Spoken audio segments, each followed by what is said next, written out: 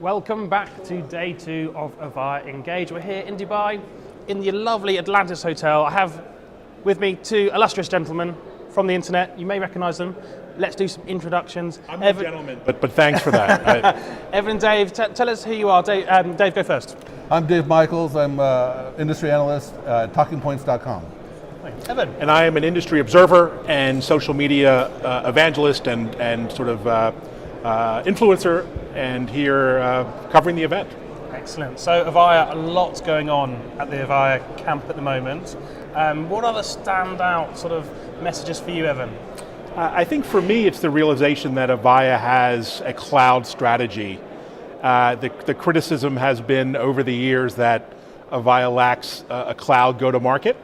Can we call Avaya a cloud company now? I think so. I really think they've shown through partnership with Ring and through its own evolution and product strategy, which was on display here, a clearly thriving private cloud business and a road to hybrid cloud, to CPaaS, to infrastructure as a service basically, and to public cloud through its own platform and partnership with RingCentral. So it really has shown it's covering all the bases in this new, very complex cloud landscape.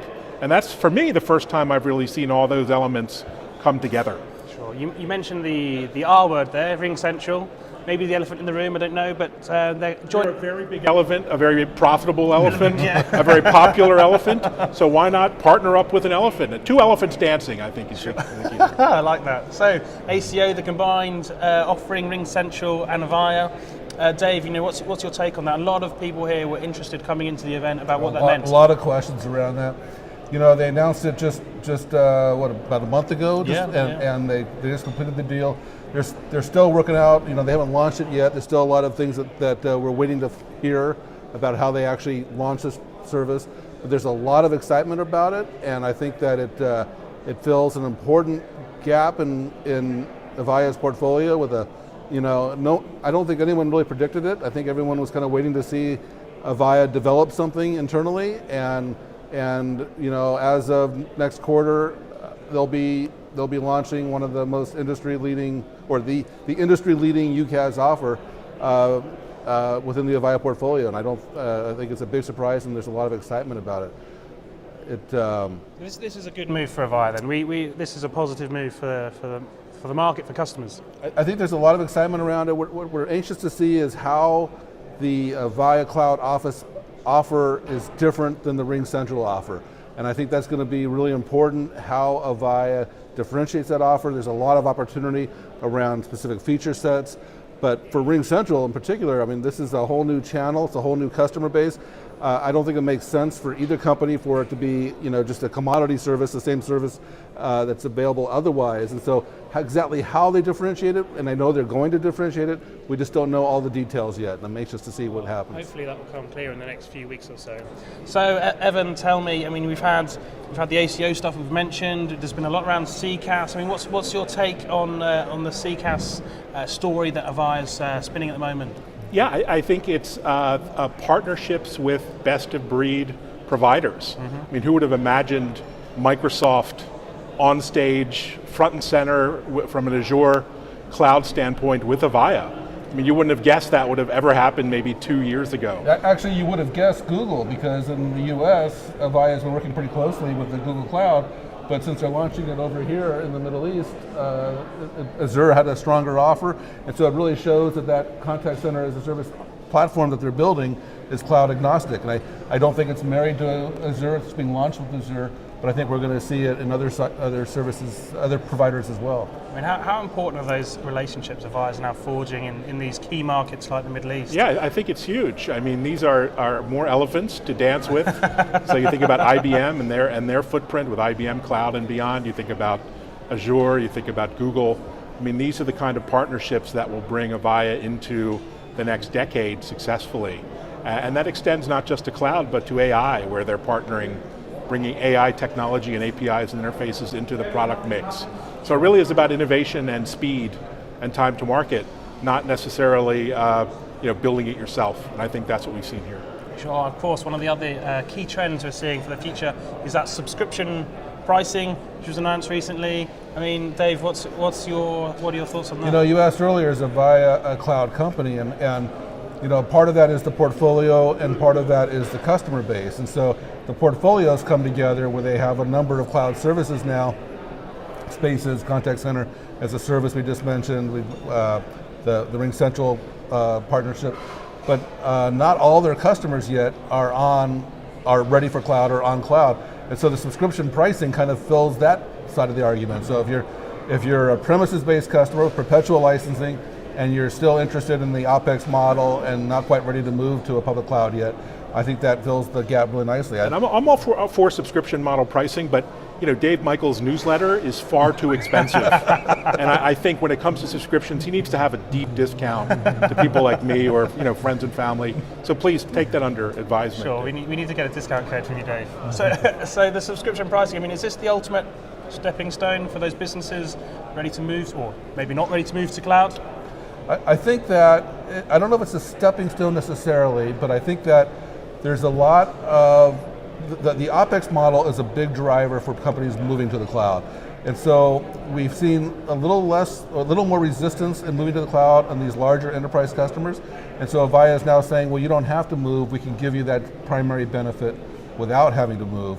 And I think that's a really important gap filler. I mean, there's not a lot of perpetual options out there, licensing options, that give you that OpEx model. So I think it's, and the fact that they're launching it globally too is pretty significant. Sure, okay. So intelligent experiences is another key theme coming out of the Avaya camp at the moment. Evan, employee experience. So wait, intelligent experience, you go to him? Highly intelligent experiences. Go straight to you, Evan. So employee experience, I mean, what does it mean? What is Avaya enabling with this story? You know, it means not being miserable and frustrated and overwhelmed at work. Hey, leave me out of this. You don't work. He has a side hustle basically. But you know, I've worked in enterprise tech companies for 25 years, and I can't tell you the amount of bad applications and unusable applications and bureaucracies and bad unusable apps that I experienced over those 2 decades, and to see an interface, a user experience, a customer experience oriented to employees to make their life easy, to make communication, collaboration, messaging, apps easy to use and consume is a real bright spot. And it's often overlooked. Everyone looks at the customer side of the enterprise, but rarely are people looking at the internal employee experience. So it's really nice to see all those benefits in terms of mobile and social and messaging being applied to the employee experience. And actually, I want to recognize the product. I don't think anyone saw this coming either, but the OneSpace product that Avaya launched is taking what you're describing beyond communications and collaboration to other applications. And so the OneSpace is kind of instead of all that app switching all day, brings a lot of your apps into one place. And I don't think people were expecting that from Avaya, but it's a pretty impressive application. Yeah, no, and it incorporates not just communications, but automation. You know, how can I automate my work processes? How can I automate scheduling and calendars and integrate with, the sort of over-the-top apps, or even social media that people are increasingly using in their roles. And there's really no one else doing that, as far as I can see, sure, in this world. Clearly solving a big headache for a lot of contact centers out there, which is staff retention as well. Happy employees make happy customers. I don't know we're ever going to make Dave a happy customer. What is this happy employee? What is this? He's a mildly satisfied customer. I think that's the best we can expect for Dave. But in all seriousness, I think I love the focus on happiness here in the event. And what an amazing roster of customers that have come forward to share their experiences. I like the customer that expressed, they won the award, and they expressed their gratitude toward Avaya. You don't see that very often. You don't see grateful customers. It's interesting, Avaya has some very loyal customers. And big ones. Huge ones. Yeah, Donata Travel is the biggest powerhouse of a company no one in the US has ever heard of. We think we own we haven't heard of your company either, actually. Yeah, it's called Talking Points. Come on, settle down. Talking Points with an S. But in any case, these are businesses with tens of thousands of employees distributed across hundreds of locations, doing billions of dollars of commerce and transactions, and all powered by Avaya. and yet they're not known brands in the US. So it's great to see these partnerships and customer stories being told. Okay, so what's next for Avaya? Where do you think they can make the most headway over 2020 and beyond? Evan, what do you think? I think it will come to continuous innovation, and taking its core competency in real-time communications and messaging and cloud, and continuing to innovate in that area and move to a pure play software company, leveraging partnerships and building on those partnerships. So I think it's time to market, speed, innovation, and continuing on the journey that we've kind of seen here. The cloud, particularly the contact center, really changes the equation. You've got the contact center premises solution fairly mature, and there's not, it's pretty well defined and understood, and the expectations are clear. The cloud element of that is bringing in everything from payment gateways to new kinds of channels for communications, artificial intelligence, and it's just so many opportunities emerging for all these different providers, Avaya being one of them, to innovate and differentiate their offers with a whole new life cycle starting effectively. Sure. So this consistency of innovation, is this going to, have Avaya got that right? Have they got the pace right? Are they on track? What do we think? Well, we've been to the UAE twice in 2 months now, and each trip we've seen more and more, cool technology, products, solutions, and technology. So I haven't seen Avaya move so fast in quite some time. So my expectation is they're on a mission. So.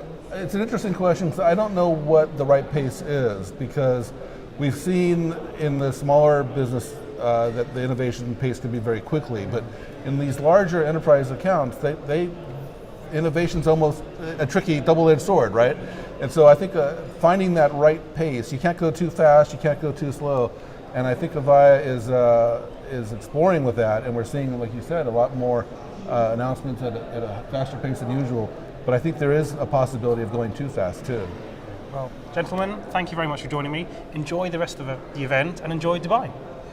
Great place, thanks so much. Thank you. And thank you for watching. My name is David Dungay, editor of Comms Business Magazine. To catch up with all the action, you can follow that on social media using the Avaya Engage hashtag. Thanks for tuning in.